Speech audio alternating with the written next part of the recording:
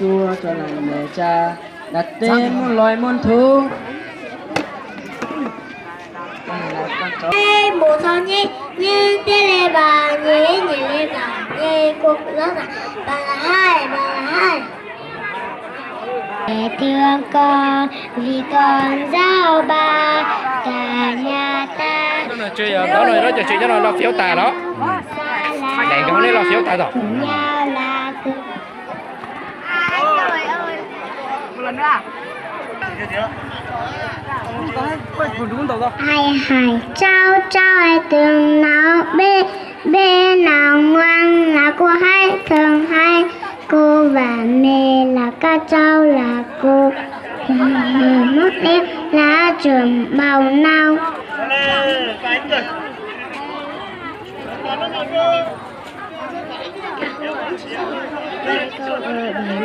Chưa có nhà là chưa chỉ có lớn nhà ta có sẽ lên nhà cô ta có sẽ lên nhà cô ta. Buông phần trời ta về đây chung vui không phân chia gian nói tiền cười cùng nang tay ta cái đoàn thân ái trao cho nhau những lời thiết tha trao cho nhau những lời thiết tha.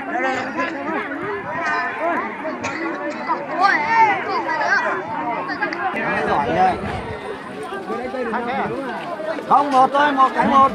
Hai cái cũng được. Đi ra con. Rồi, xe đi. Một tạt chắc. Rồi. Các bạn sốt thôi.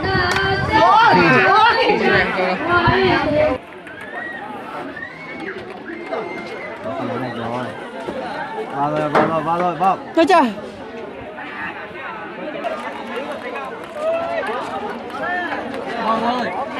Bố con đi sẽ ra hai cái nó kêu giờ Đây. gà hồn đi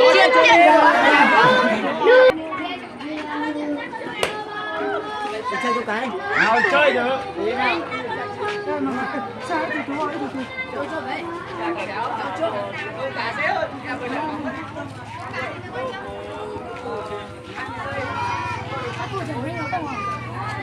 Đây chơi luôn. Con này mới được 2 phiếu này, còn cái khác chưa đâu. Nhưng nó này đúng tập ta xong nó. Chuẩn bị đếm đi anh. Vẫn chưa có để ông thắng hộ cho. Được. Anh em khởi lên. Rồi. Rồi. Cố lên. Bắt đầu. 1 nhá. 2 3 4 5 6 7 Dính rồi bao nhiêu? Tôi đừng nhỏ thôi, con to nó mệt. 11 12 13 14 Cứ cầm một con thì 16 17 Nhẹ thôi. 18 19 bây giờ 4 8 phiếu không? 8 phiếu. 8 phiếu à? 5 phiếu à? Nhiều thế. Bố có phải không? Không có. 8 phiếu phải tăng 2 phiếu là 10 phiếu.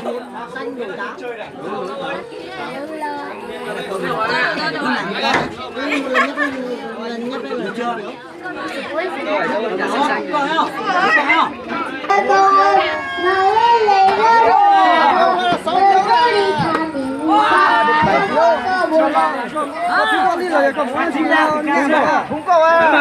Không, chúng ta phải giao lý cơm đại, con cho giao lý cơm đá cho. Nhưng mà chỉ đưa như này để tìm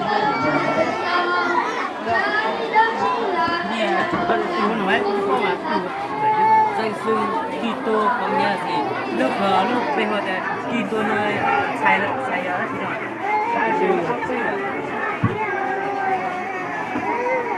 Bao nhiêu là tỏ sự ta nó cũng tiếng gì đó.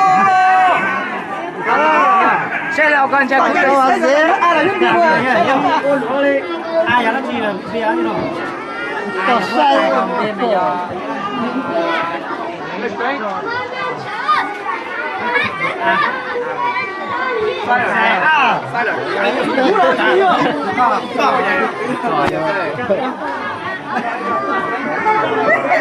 Ông nào có gì lâu. Hãy subscribe cho kênh Ghiền Mì Gõ để không bỏ lỡ những video hấp dẫn. có giúp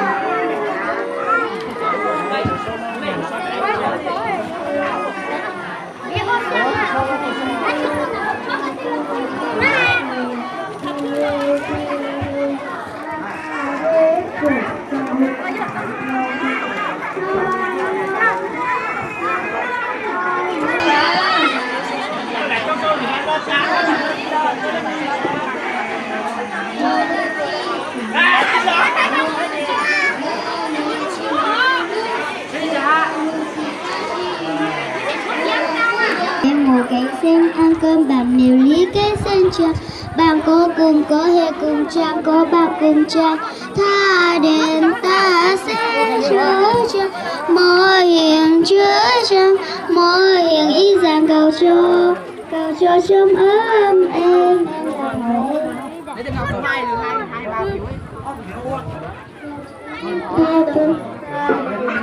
Mày hát đi Sợ Có phải dùng Ờ,